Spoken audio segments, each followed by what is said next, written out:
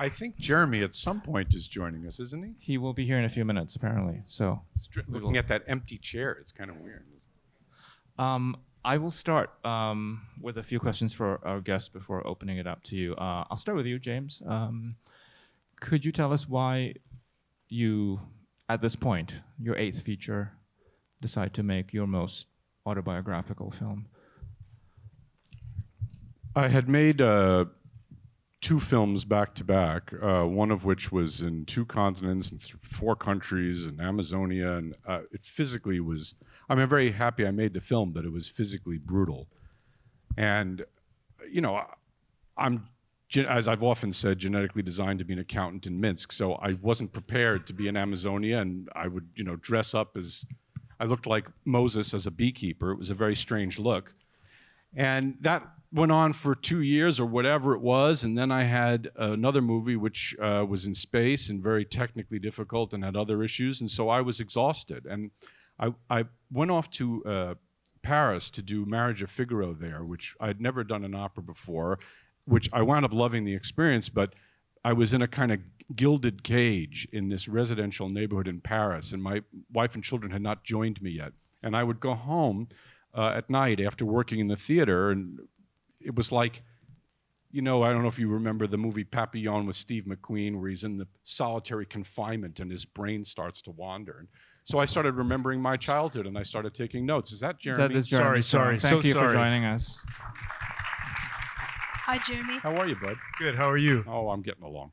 Hi, Dennis. So anyway, to make a long story longer and to be ever more interesting, I started to look inward. I'd also told my children a ton of bedtime stories. You know, I love doing that, and they don't like it so much anymore because they're old and they think I'm a nerd.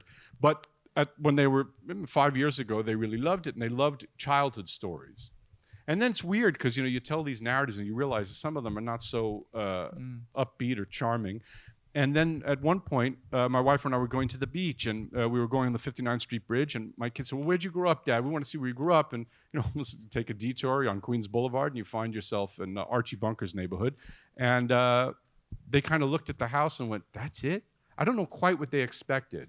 But sort of all of this went into the soup, and I just was anxious to tell the story after a while. There have been autobiographical elements in your films, as I think especially your first several films. But this film is a very direct confrontation with your childhood and your younger self. Can you talk about why you wanted to do it so, I guess, frontally? I guess it's because it represented, in some ways, creatively, an epic challenge to try and do it as honestly as I could. Not to make a movie where it's like little boy as self-aggrandizing, you know, terrific. I wanted to do something where I look kind of like a jerk at times, which is what I was. And I found it difficult. And of course, if you tell me something's difficult, I want to try and do it because I'm a crazy person. So I wanted to dive into it and get rid of, as I've said to these guys all the time, to get rid of the wall. Anything that gets between the subject and me is to try and be as vulnerable and as open and as clear as I can to allow the ambiguities to emerge. You know, I just wanted to, it was like the ultimate challenge for me. Get rid of all the noise and just be you in all of your grotesque truth. I don't know. I know I'm not. You're asking me a very good question, but it's like an elusive thing because it's like why you pursue something. Sometimes you don't even know on a conscious level. Maybe I'll answer that question better 8 years from now, where I have some distance. I just felt I needed to do it. At the same time, there is a distance, I mean, of 40 years. This is, you know, I think you would have made a different film. You made your first film at 25. You know, had you made... I actually shot, I was 23. 23. Yeah. Which is crazy. So you would have made a very different film about your childhood then or 10 years ago, right? So there is a distance of 40 years that kind of, I think, you feel in this film of you looking back. Well, that's true, of course, but I mean, that's always the case, isn't it? You're a different person at 53 than you are at 23.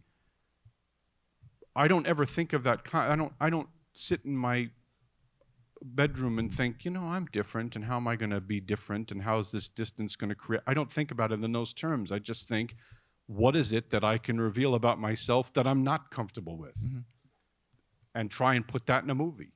That's really the MO, Since we have your great cast here, maybe you can talk a little bit about putting them together. Maybe we can start with Anne and Jeremy, and this idea of casting your parents, essentially. I didn't want them doing a rich little...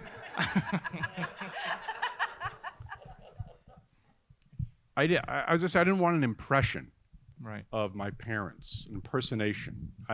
And it's weird because they wound up getting incredibly close and accurate to who my parents were. But I tried to put as much as I thought was relevant into the script and then allow them to create. And I just went with actors whom I love and actors who were passionate about doing it. And it's weird, I didn't write it obviously for actors. I wrote it with my own parents in mind. But I was it came together in a very unusual way. Also because COVID. I mean, I'd written the thing in 2019, before January 6th and before the election and before George Floyd and all this stuff. And it's weird. You write the thing and all of a sudden the world changes and the script doesn't. And I just decided to put my head down and try and get the best actors I could. And even that was in flux because it was like, I don't remember, you were not available, then you were available. It's all that weird stuff that you have to go through. It just basically becomes get the best actors who want to do it. And these people were just silly enough to want to do it. I don't know, they can answer more than I can why they wanted to do it. I don't know. I reached out to them, and they'd have to answer. Well, can I just jump in? I mean, a few things. One is that what James was just talking about, I had read something in an interview with him from a few years ago that he had a great wish to break down the wall between himself and his work. And I think creatively, that's something that really appeals to me and felt very exciting.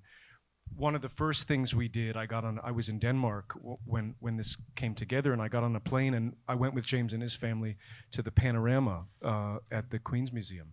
And what's so incredible about being here and part of this festival is, seeing that panorama and seeing, James talks about finding the macrocosm and the microcosm, and this story sort of zooming in on this particular house in this particular neighborhood in Flushing, and the way that it is also a story about the soul of our country in so many ways.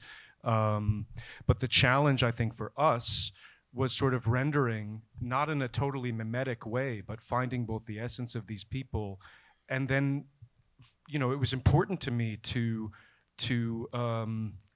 not just interpret what he had written. I wanted to find out who this man was and bring that alive as dimensionally as possible, down to the voice and behavior. And for me, if I approached it like, I'm playing James's mother, I've already removed myself from the character. And I've closed off an opportunity for he and I to find a truth together. So I didn't really think that I was playing James's mother. I had to treat her like I would treat any character. The fact that she was James's mother meant that I was very sensitive in how we discussed how the scenes would be played. I can be a very, very frank and forthright person, and I have a lot of very strong opinions about my characters. But I did adopt a gentler approach on this one. And that... You did? I did. Can you imagine? And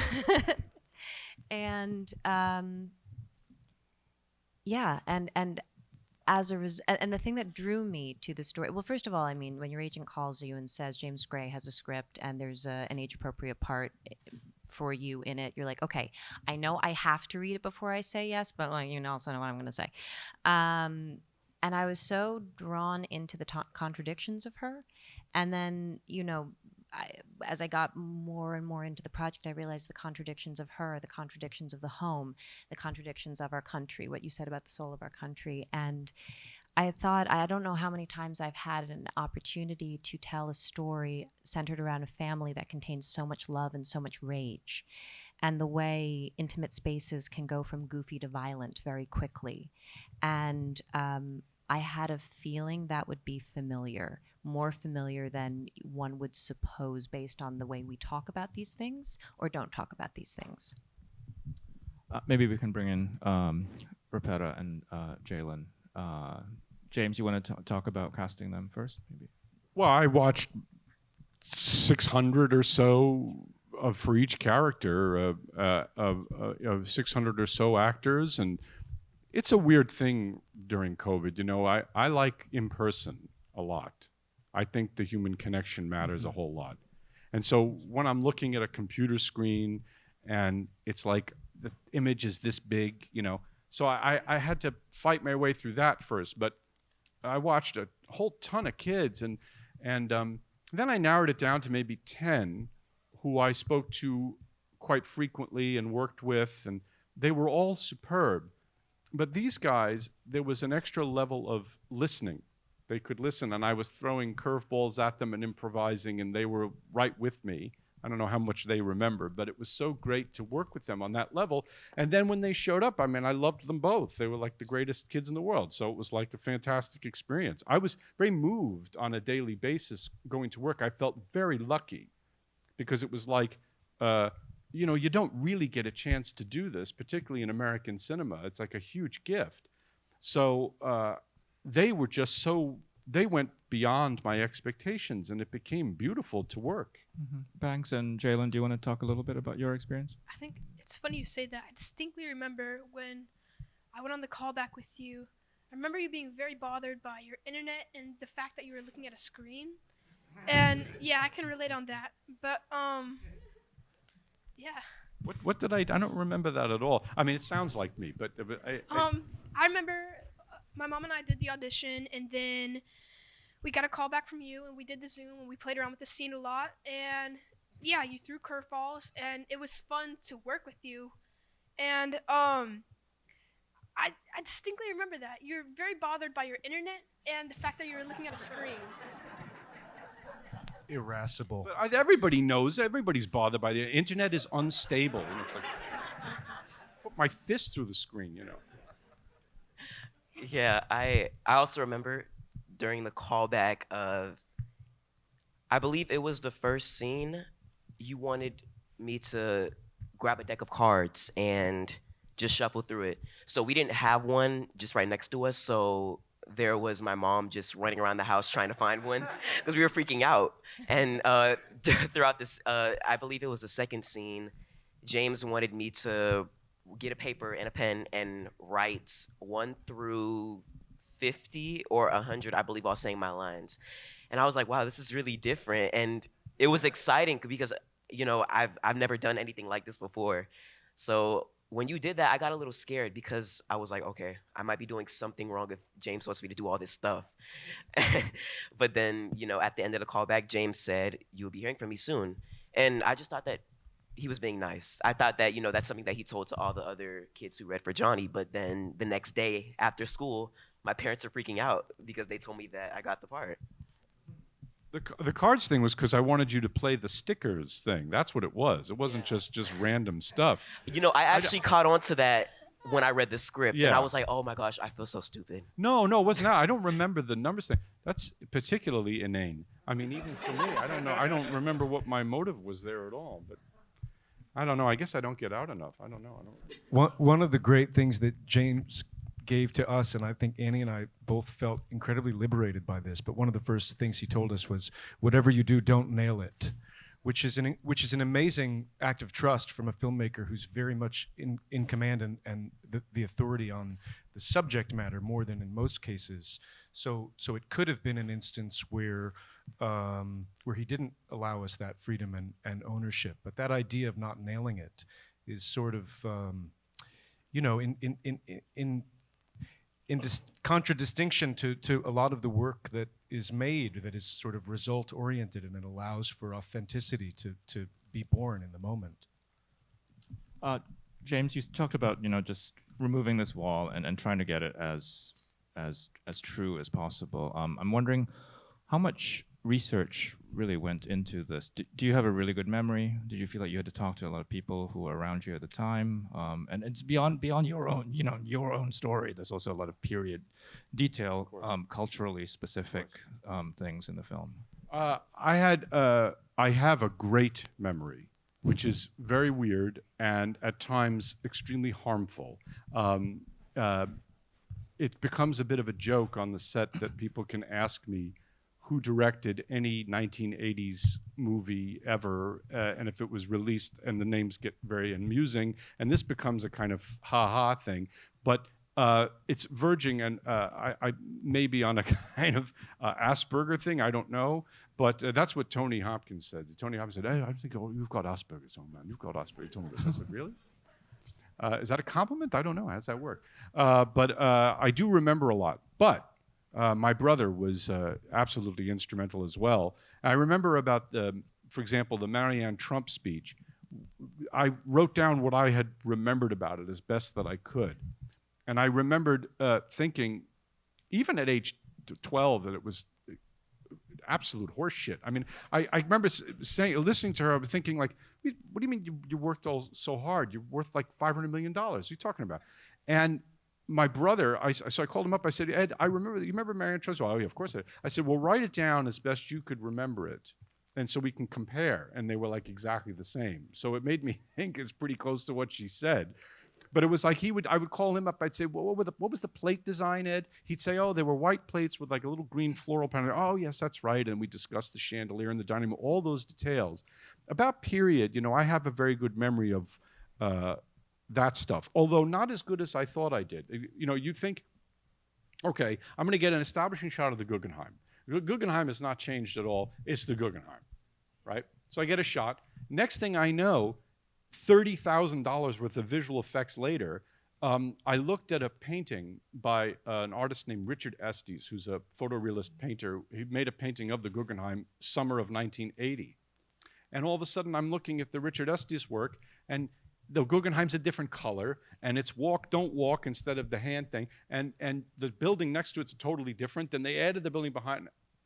You know what I'm saying? So we had to start consulting photos and newsreel footage as much as we could. And then, of course, things like the subway train, where the city of New York, they gave us the train, and that was nice. And then the 1974 era train. And then we had a run in Bleecker Street for, I think, 2 subway stops. And they said, well, you can't put any graffiti on it. And I'm like, that's the whole thing. I mean, that was the trains. I don't know how many of you are New Yorkers here, but they were, for that long. I mean, I'm 1,000 years old, but it was covered with graffiti. You couldn't even read the maps. So I said to the productions, I said, well, what are you going to do to solve it? He goes, well, we're going to write the graffiti on, clear thing, and we're going to put it up. So then he starts doing that on the day, and then they're like, no, you cannot put the graffiti on the train. Do not do that, sir.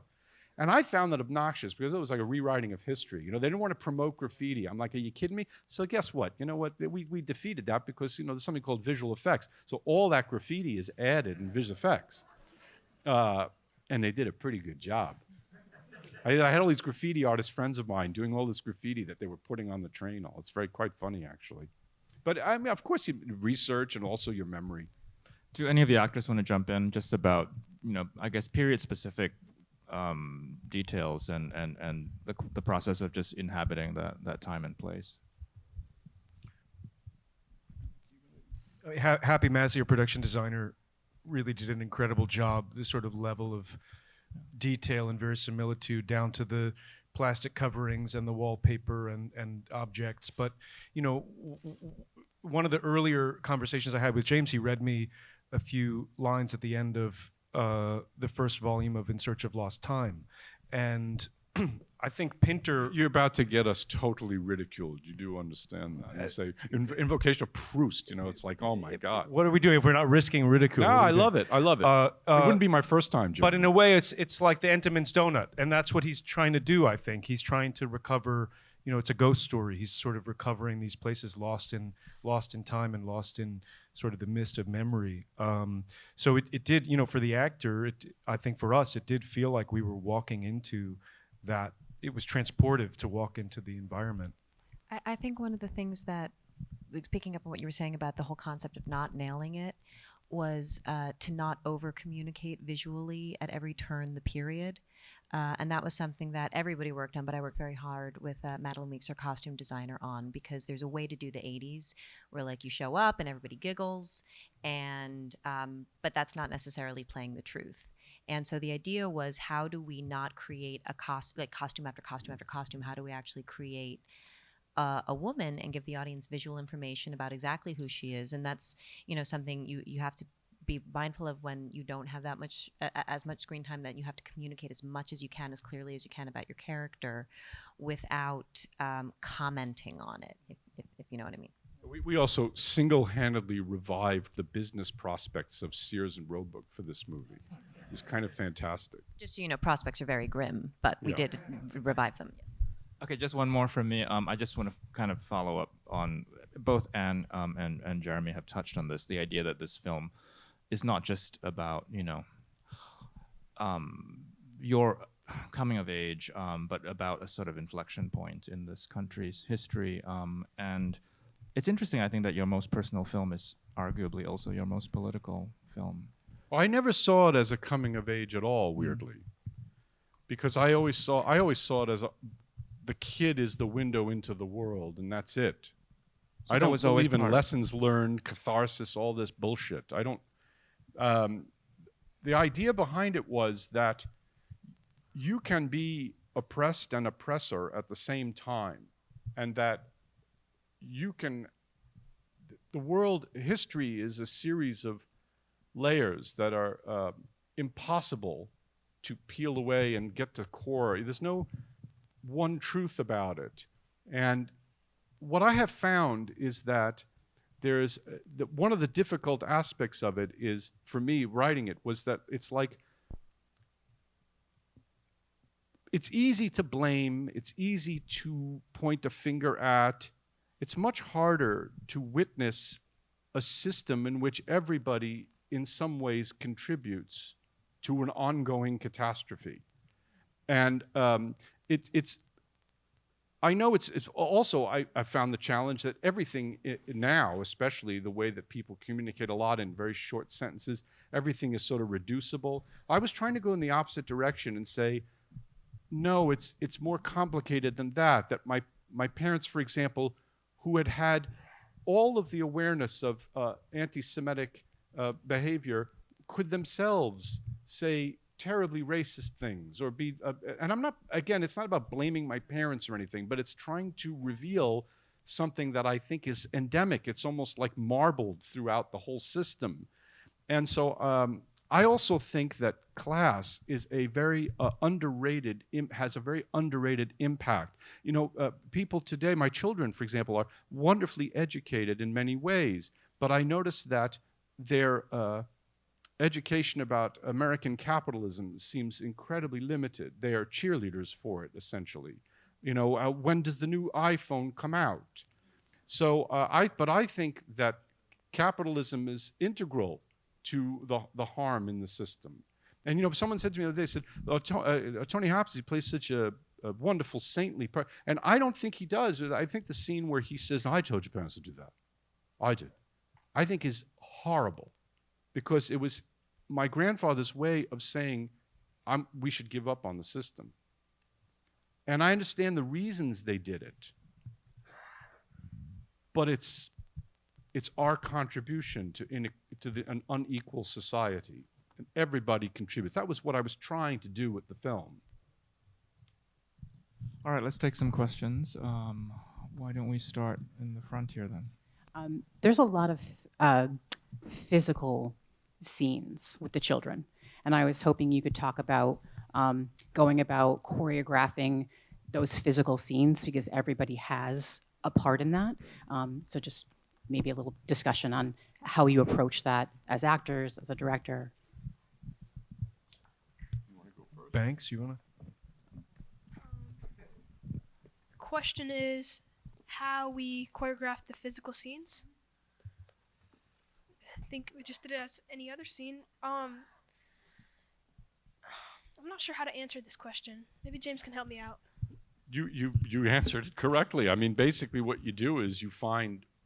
I mean, you're talking maybe about like the scene in the bathroom with the father and the son. Yeah. Let me come back to that. I think there's a lot of freedom, just like how we were able to act, and that's what made it nice. That's what made the chemistry real. Is because me and Jaylin got to have some experiences together that we haven't experienced before, and that's what made it real. What? I'm sorry. Go ahead. You want Well, what I was going to say that maybe speaks to your question is, I think we're all wrestling with this in a new way, which is how to tell violent stories without perpetuating harm. And I think the way that we approached it was we talked about it. We talked about it. I knew exactly what I wanted to do in the scene. I spoke to Banks about it. I got Banks's permission to do it. I spoke to Banks's mother about it. I asked Banks's mother permission to do it. There was conversation throughout. There were check-ins, and I don't mean to speak for you, and please add to this whatever you would like. Banks was very, very upfront about that he wanted to be treated like an actor, and he wanted us to bring it, and he was excited. And I think that there's this instinct, perhaps, to think of certain people, children, various people, as vulnerable and maybe perhaps like they need to be coddled. But I know from my own experience as a young actor, you can also be very serious about your craft from a young age, and it's important not to coddle, but to create an environment that is so safe that you can risk, period. I heard Cate Blanchett say, art is not always polite.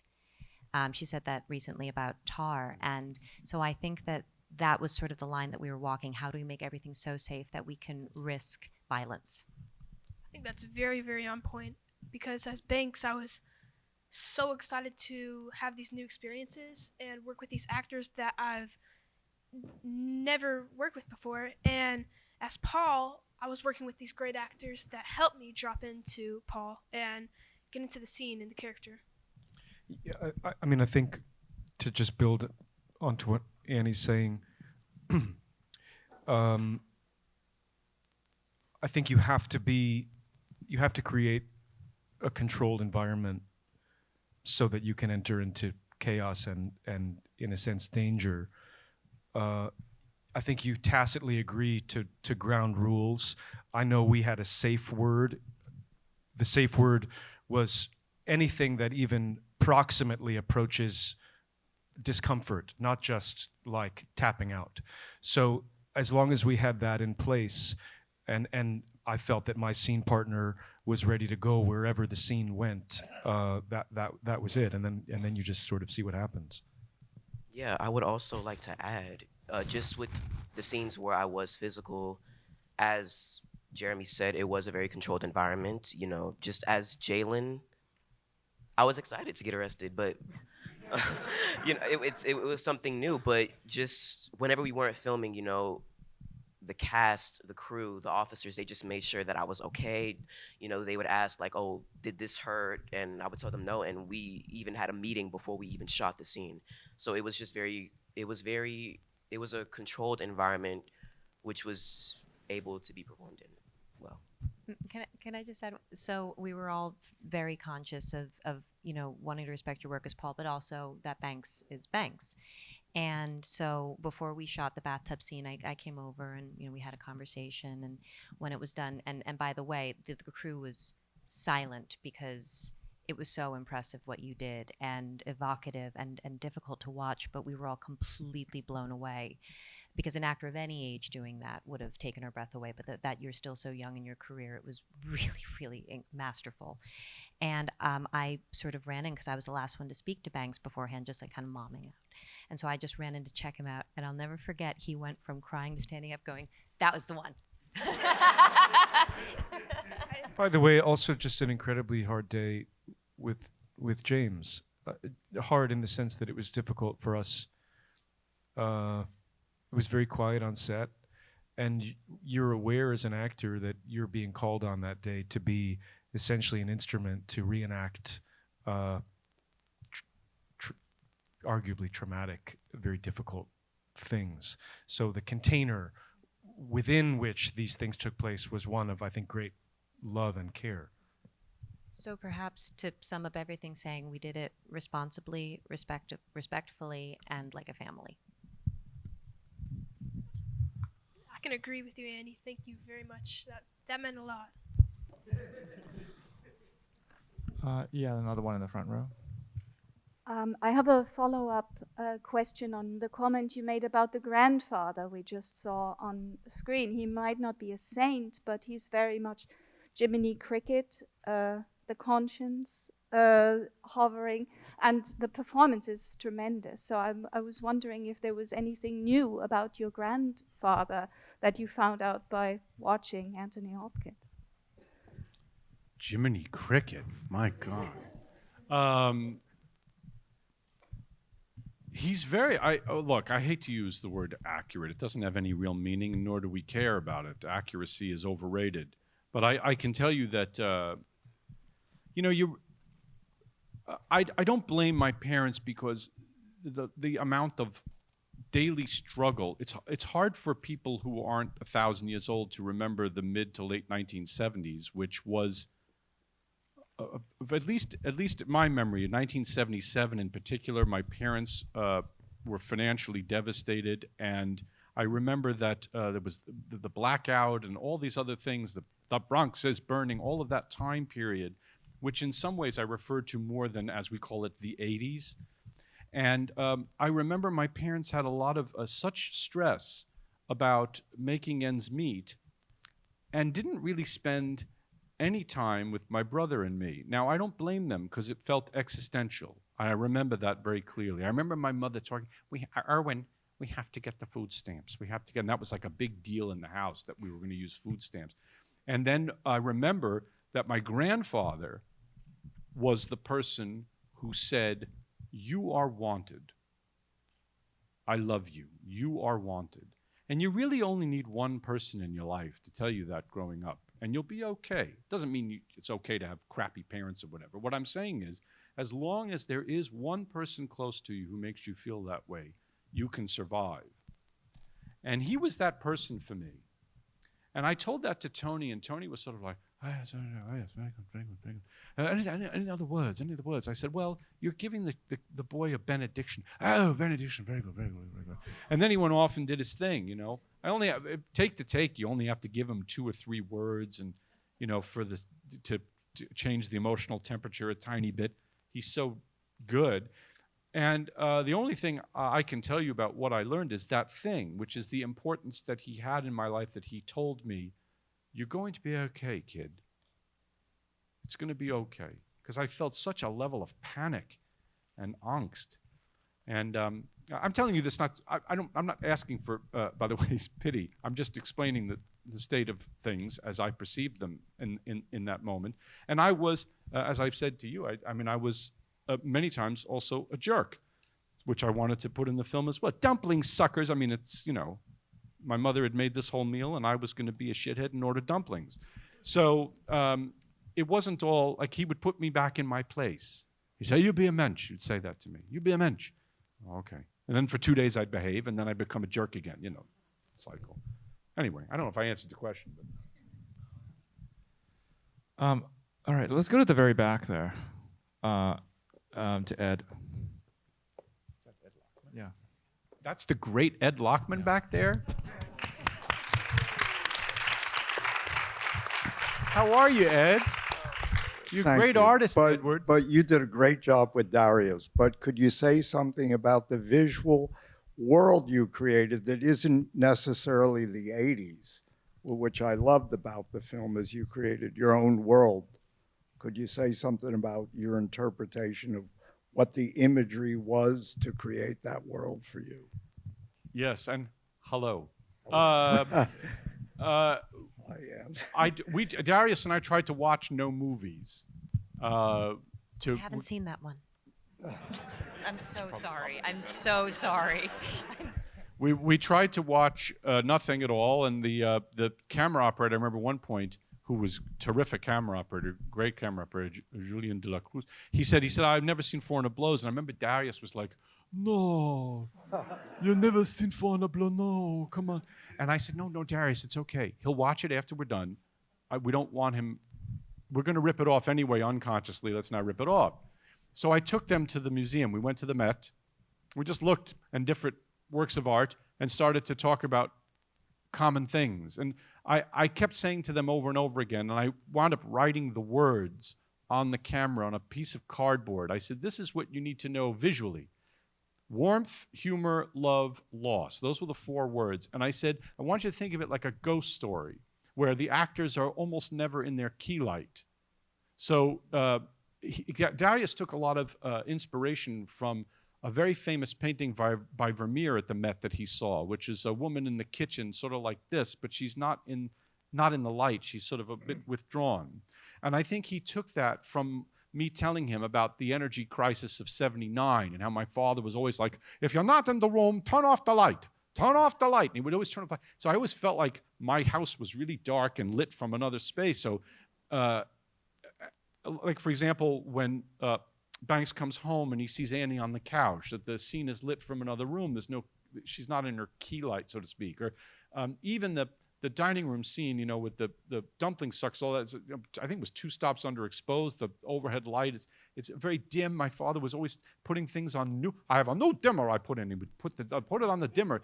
And so it was all that kind of thing led to, weirdly, the visual strategy for the film. The idea was to make it almost like a ghost story. And I know that, you know, I made fun of you, I'm sorry to say, about the Proust thing, but it was a cheap laugh I was trying to get. But the whole point was that it is true. When I went back to the house, when I brought my kids back that moment, the fact that there was so little evidence that my grandfather was alive and my grandmother, my whole family, my mother, all those people who are now gone, the dinners that seemed so vital and so important. And now it's like they're like dancing around like fireflies in my memory, and that's about it. And for me, that had such a melancholic power.